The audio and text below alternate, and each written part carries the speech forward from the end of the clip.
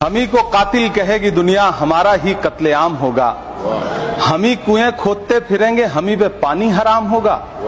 सभापति महोदय, सन 1947 में दिल्ली की जामा मस्जिद की तारीखी सीढ़ियों पर खड़े होकर के भारत रत्न मौलाना अबुल कलाम आजाद साहब ने कहा था कि मुसलमानों कहां जा रहे हो, ये है तुम्हारा मुल्क, यहां तुम्हारे आबाओ अजदाद की कब्रें हैं। उस वक्त मौलाना आजाद की ये सदाएं सुन करके लोगों ने अपने सरों की गठरियां उतार करके रख दी थीं।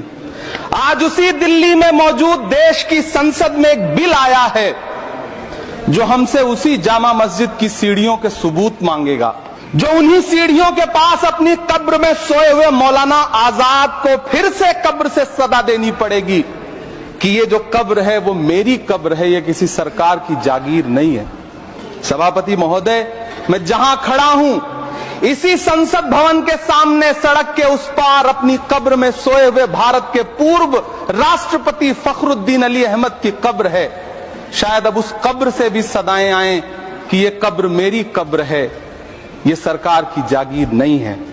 मैं सरकार से कहना चाहता हूं, हमसे हमारी इबादत गाहें तो मत छीनिए ना, हमारे घरों पे बुलडोजर तो मत चलाइए ना, हमारी कब्रों में तो हमें सुकून से सोने दीजिए ना। जिल्ले इलाही, जमहूरियत जो है वो नफरत और ठसक से नहीं चलती है, अकड़ से नहीं चलती है, उसमें सबकी हिस्सेदारी जरूरी है। सबको समझना पड़ेगा कि जब जंगल में आग लगती है तो न वो बरगद बचते हैं जो हवा को आंधी में तब्दील करते हैं, न वो बांस बचते हैं जो आपसी रगड़ से चिंगारी पैदा करते हैं। और आप ताकत में हैं, संख्या बल के आधार पर बिल हो सकता है आप पास करा ले, लेकिन आपको यह बात समझनी पड़ेगी कि हम तो वो तारीख हैं, जहनों में रहना है जिसे, कागजी पुर्जे नहीं जो फाड़ डाले जाएंगे। जिस जमीन पर मैं खड़ा हूं ये मेरी पहचान है।